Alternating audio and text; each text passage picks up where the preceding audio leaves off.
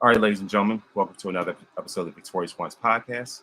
I go by the name of King Von Jr. And I should be having my guest coming on very shortly. And so I wanted to talk to someone that's definitely a huge part of the wrestling community, or at least wrestling podcast community, none other than the Michael Bostic himself. And so like I said, he should be. He should be coming on pretty shortly. So, but yeah, overall, I think that that just when we look at the state of wrestling and and where it is, I know that I know that no matter how far we've come, there's still so much so much more to so much more ground to cover. You know what I mean? And the thing about it is that unfortunately, not a lot of us, want to be. Oh, wait a minute. Speaking of, let me add them right now. Sorry for the delay. My bad. Yeah. What's up, Mike? Nah, no problem, bro. What's the All right. deal, bro? What's Well, I good? appreciate it, man. You know what? I'm glad. In fact, I'm glad that you're on because I know that you were, that you asked me to do the interview after I did the stand interview, and so Yeah. you know what I mean. I was like, all right, great, no problem. And so like I said, it's gonna be quick. In and out, whatever, out the way. So, but the thing is, for one, thanks for being on, and No problem. and also, if you want to, at least give us a rundown of what your platform is about, Roar Zone NYC. So I'm no longer a part of Raw Zone. Whoa! So Oh, breaking yeah, news. yeah. So what's the next move now? Um, right now, just continuing to work on my music and watch wrestling, man. About yeah, no. And by the way, speaking of wrestling, like I said before we go into this interview, I saw the Jobber Tears episode where they went into talked about what certain lists, and Uh-huh. shout out to to Janelle for the for she went in. I was like, Yeah, she and definitely did. yeah, I was like, you know what? I said all I need to say on Twitter, and I let them later on the BRP main show, say what they need to say. And I'm like, you know what? I'm just going, just pretty much just I'm not going to beat this with a dead horse. So I was like, all right, let them say what they need to say. And I'm actually going to be over at those Wrestling Girls, anniversary show, next month in November. Yeah. Um, Uh-huh. but like I said, just give a little rundown. Uh, what like just like what got you into becoming a fan in the first place, as far as like as far as like getting into. I think for me, with everything, it always starts with a girl. So I think when I was in high school, there was a girl I was interested in. She was really into wrestling. And I think my knowledge on wrestling at the point, I watched a little bit here and there. I was big on WCW back then, so I was on that side of it. She was a big WWE fan. I wasn't really watching WWE or WWF at the time, so that's really what kind of got me on watching it on a regular basis. Was just trying to impress her or whatever. But I just fell in love with it. It's just awesome programming, man, for real. Oh, absolutely! It's absolutely amazing programming, and I know they were asking on the like one of the other episodes, like if you had to describe wrestling to someone, what would it be? For me, I would use a quote from Undertaker when he said, "It's entertainment mixed with athleticism." Right. So for you, if you had to summarize wrestling to somebody else, I know I'm like recycling the question you probably already heard, but if you had to um, explain what wrestling is to to somebody, what would you pretty much summarize it as? Uh, uh, Janelle always calls it a soap opera. You know what I'm saying? It reminds her of a soap opera. So it's kind of like that. It's drama. It's comedy. It's over the top. And then you just add a little fighting in there, and it create. It's good. It's fun. It's entertaining. It's entertainment on steroids for real, for real. It is. It definitely is, hands down, without question. Um, Now, out of wrestling, who would you say is your favorite, or at least top five favorite wrestlers of all time? My number one top favorite wrestler of all time is Chris Jericho. Right. I see. Always been Chris Jericho. I love Chris Jericho, man. That's since WCW Mm. has been my number one. After that is really, The Rock, Stone Cold. I love Roman Reigns, John Cena. I'm a big fan of right now. One of my favorite wrestlers right now is Bobby Lashley. Mm. I'm real big on Bobby now. Um, Ricochet, I love Ricochet. You know Yeah. what I'm saying? That's my guy. I love Ricochet. Um, I don't know. There's a lot, man. I like a lot of these guys, man, and girls. You know what Yeah. I'm saying? I like them. Yeah, I know. Bianca, I love Bianca. I really wasn't big on her before, but now I like Oscar. Like I didn't really like Oscar at first, but now I'm kind of love her now. So Ah, you know, right. Yeah, I've always been, a big fan of Oscar, Empress of yeah. Tomorrow, and so, as far as Bianca, I'm a huge fan of hers. In fact, like I will go ahead and say it. I don't know if it's a hot take. If I'm ranking my top 10 women's wrestlers of all time, Bianca's in that conversation. By the way, congratulations to her for reaching 200 days as a women's champion, the first longest longest reigning, I think, black. longest reigning black woman wrestling black women's champion, and so That's dope. it is, and so like she deserves every flower, and I look forward to hopefully um, a Charlotte match, if you will. You know what I mean? Yeah, Yeah, yeah. yeah, We man. need to see that. We need to see that. That's the last one she got to fight, ain't it? Yeah, that's the final boss because she's That's already the final boss.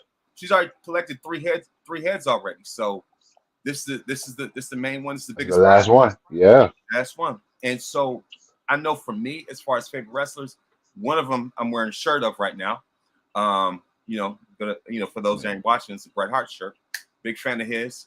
And also Shawn Michaels, major fan. I think you, myself, and Keeks kind of got into on Facebook about the Jericho thing. Yeah. Yeah. And so like I was like, man, I'm like a one man, like I learned something right now. And so thankfully, like at least had Stan and like Wilkins to be like, okay, you know what, let's go and step in because Stan and I had for most of that interview was a conversation about like Shawn Michaels and The Rock, and we talked about his other ventures with Jobber Slam and everything like that. Yeah. And Yeah. Yeah. so, like I said, I'm a big HBK guy, and the reason why is because, along with Brett, is because they were to me they felt like cornerstones, and so like, and the thing about it is that how influential they are. Like I said, I'm not spouting my beliefs and everything like that, but at the same time, it's just Facts. like because they were pioneers of so much of a way that their imprint is like all over the landscape of wrestling, even now as we know it. You know what I mean? So like their Facts. DNA, especially Shawn Michaels, his DNA is pretty much literally. I mean, almost I won't say like that, but DNA wrestling wise is like all over the landscape. When you look at Jericho, AJ Styles, Rollins, you name it. You know what I mean? Facts. And I give Jericho his props as well. You know what I mean? Um, I think when the time comes, he is a first ballot like headline. I would say like this: when it's time for him to go to the Hall of Fame, unless he's there with The Rock, he will be the headliner. Has to be. You have to be. You got to get it. He got to have his own class. Absolutely. Yeah, you got to. Um, Absolutely. so so like I said, my top five as far as favorite wrestlers are I just mentioned Shawn, Brett, Stone Cold, Rock, and Undertaker.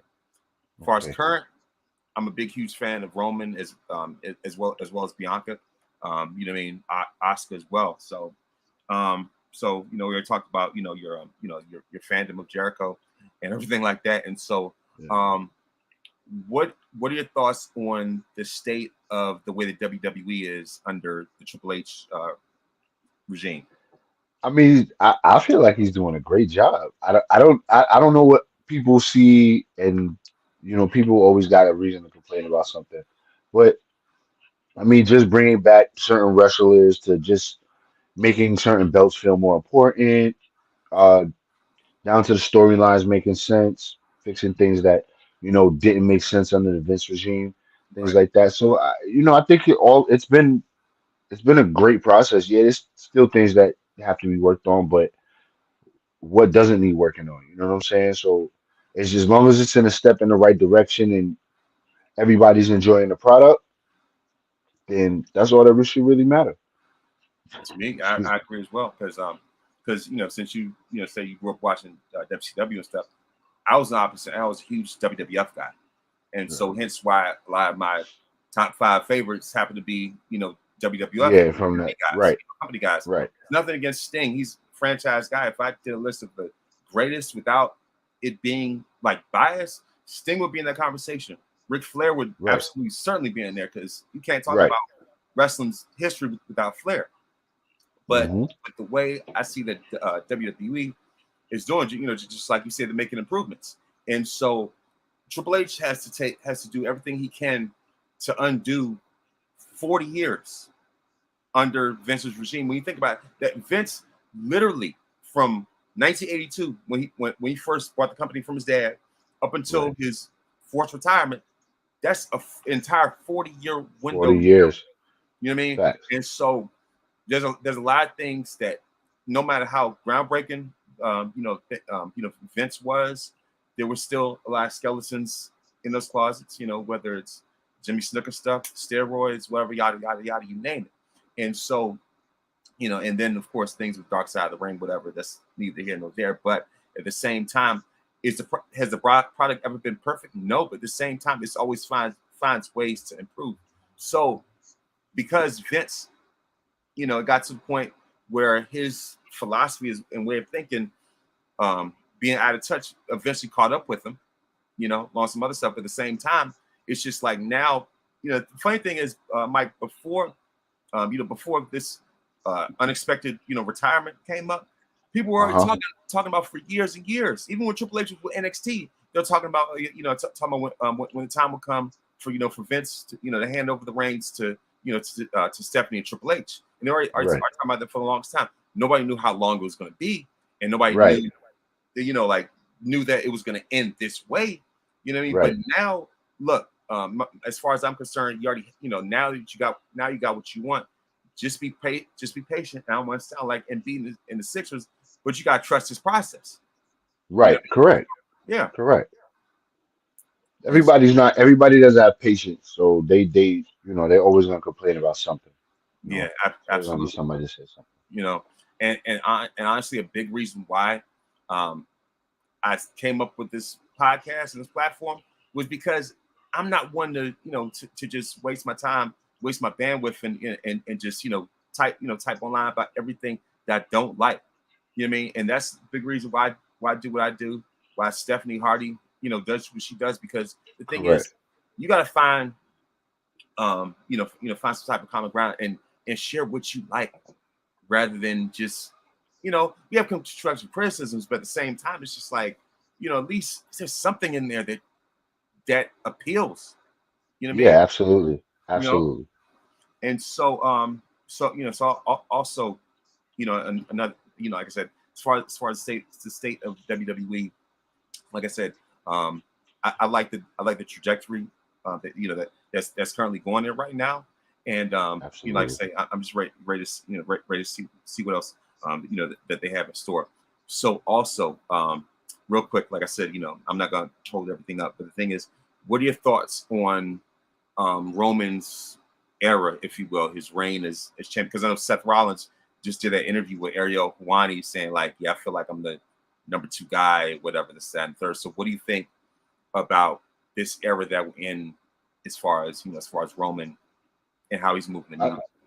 I think it's been great. It's something that we haven't seen in our generation. You know what Mm, I'm saying? Dominance like this. So it's dope. I think it's great for the company. It's got people watching.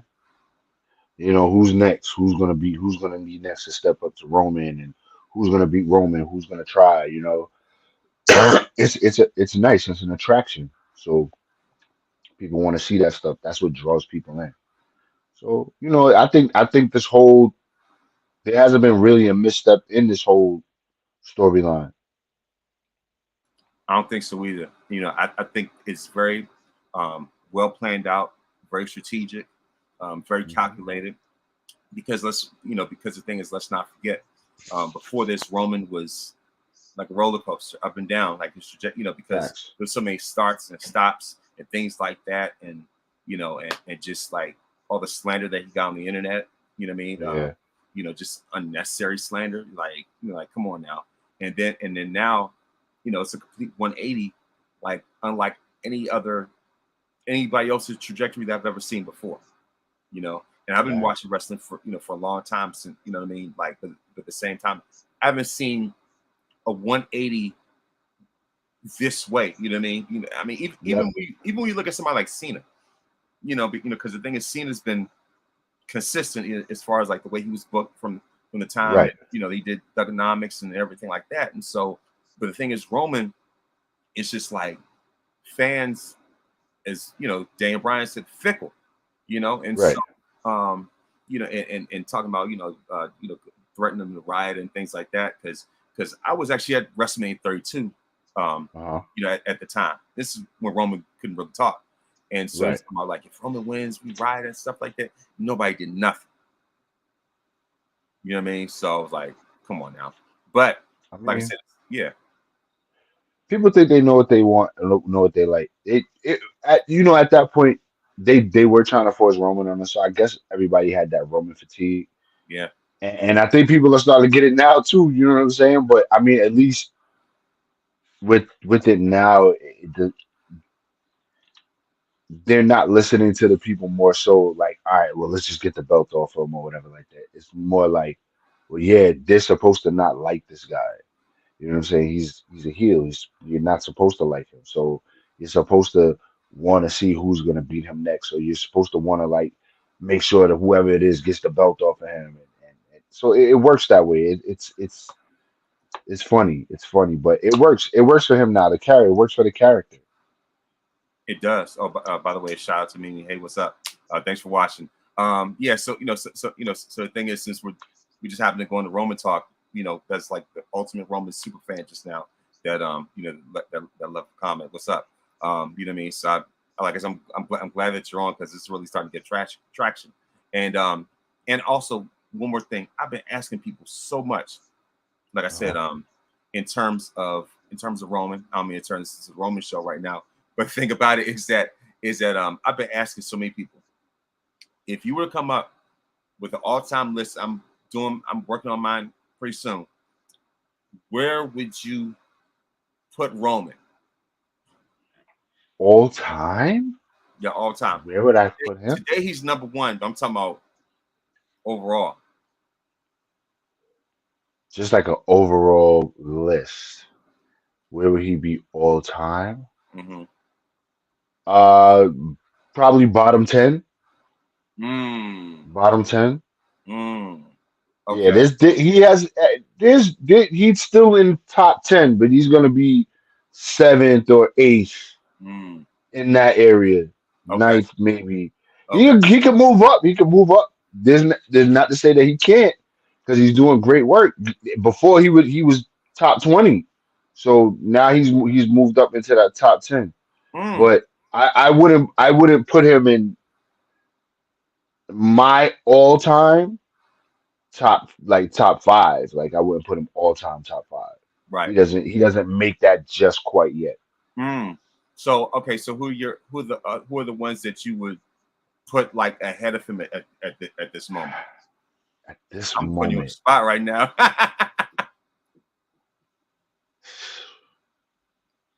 all time. Okay, I hope let's Wilkins see. and them are watching too when they get a chance. So Um, Jericho's definitely gonna be one. oh gosh, okay. Uh Cena two, Mhm.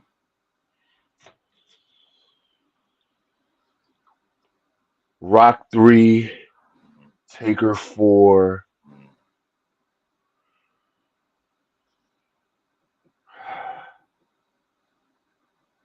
Stone Cold five. Mhm. Oh, Any Sean anywhere? I don't like Shawn Michaels. Wow, that's right. Yeah, I don't that Shawn. Nah, I couldn't. man. You know what? That's a burn right there. Hot take. Only man, that's hard. That's hard. He would be in the top 10 though. I'd have to put him somewhere in there. Another sports. I can't dog him out like that. Yeah. All right. Yeah. So I may not be a big fan of like him and the character and shit like that. It did never really connect with me, but I'll never take away from the fact that he was a master in the ring. So yeah, hey, Mimi, don't worry about it. We're definitely not going to tell Corey at so all. where am I at? Stone Cold 5. Yeah. Uh,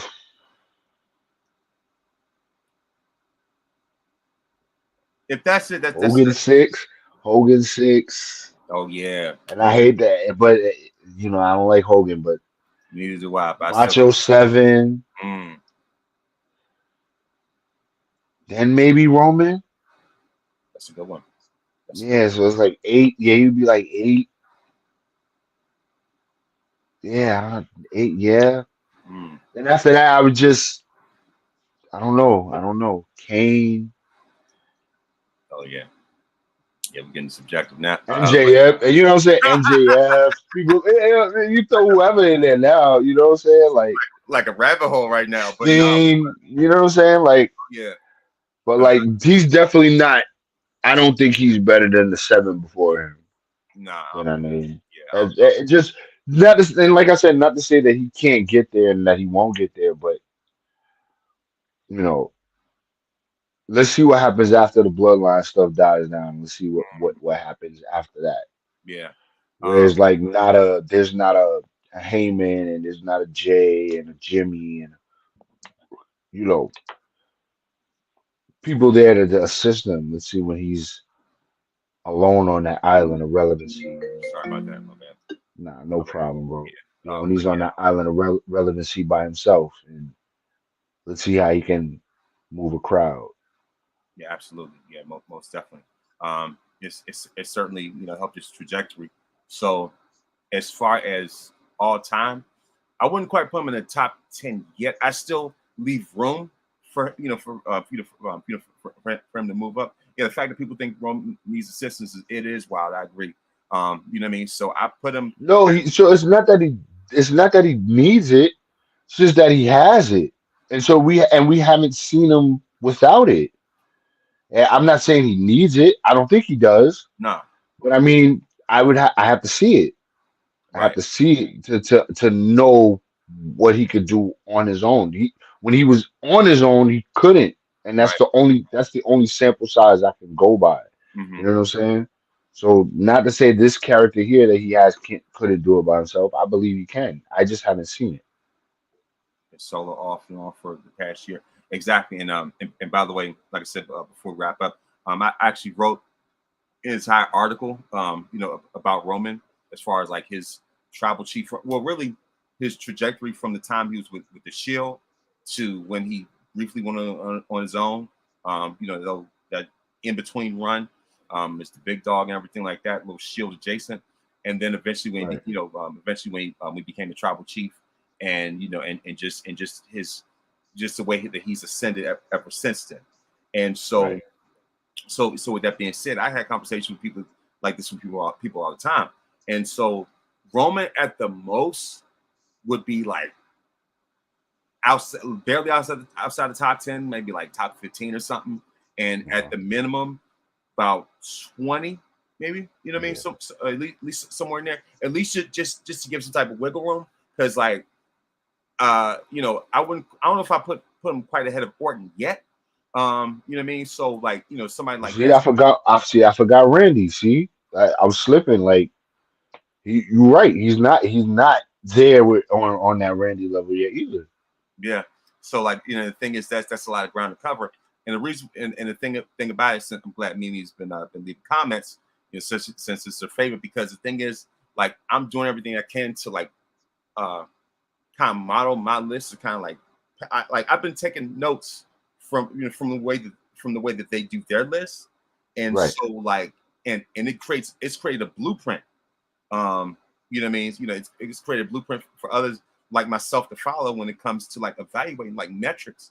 like in terms of criteria, like what you're really looking for, you know. And so and the thing is, I guess, you know, kind of leave things at least you know, on a slighter note or whatever. Right, right. One more thing, if you know, if you're a promoter or a fan, what is it that you're looking for um in a wrestler? Like if you're looking, if you want to build a promotion, Right. what is it that you're looking for in like a franchise guy, you know what I mean, to, you know, to kind of like, you know, to really move the needle or whatever, you know, what are the qualities that you're looking for? I want somebody who can move a crowd and somebody who could tell a story. Hmm. That's I think that's the two main important things. Move a crowd and tell a story. Move a crowd and tell a story. You don't gotta be the super greatest. John Cena was not the super greatest wrestler on earth. Yeah, you know what I'm saying? Neither Yeah. was The Rock, but them guys can tell stories. Stone Cold wasn't a super technical wrestler, but he could tell a story in the ring. So and they can move, they can hold those crowds and keep those attentions and move it the way they want them to move it. You know, so Yeah. that's I think those two things are important, very important. Very important. That if anything, that those are foundations, because in WWE especially, their philosophy is less is more. You don't have to do a Facts. million different moves, but at the same time, if yeah, they make the joke about the five moves of doom, but at the same time, it's just like those are the key go-to moves that really moves the crowd, that really draws Right. people's attention. So you know what I mean? Like Austin had five moves, Cena had five moves, Rock, Undertaker, even Shawn Michaels would All go. of them, yep. All of All them got moves. they Yep. had main go-to moves that you could really pinpoint. And like I said, I'm not gonna hold up the rest of your time. So You so good, you know, bro. but yeah, but you know, you know, but the thing is, like, as far as for, you know, also, you know, just to let people know, like, you know, where the ventures that, you know, other ventures that you're in right now, like where can they find you? You know, the things that you're doing right now. I mean, you just mentioned music, but Yeah, right now, all I'm doing is my music. My project, A Love Story Chapter 2 is gonna be dropping in January. mm-hmm. Um, I also have my hip hop production company, Every Dollar Counts, where me and my partner Live Johnson uh work on beats. We also do songwriting services, graphics, things like that. So if you guys are in need of any of those types of services, you can go to www.edcbeats.com and all the information is there. Thank you.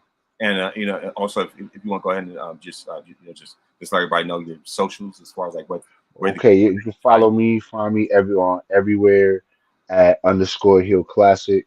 you. Mhm. Um, that's HEEL Classic. Okay, great. At Hill Classic, no problem, Yeah. absolutely.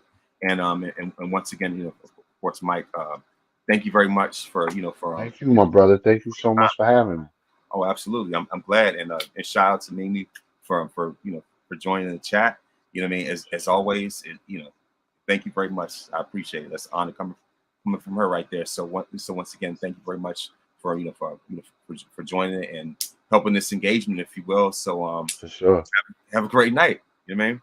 You too, bro. Absolutely. See ya.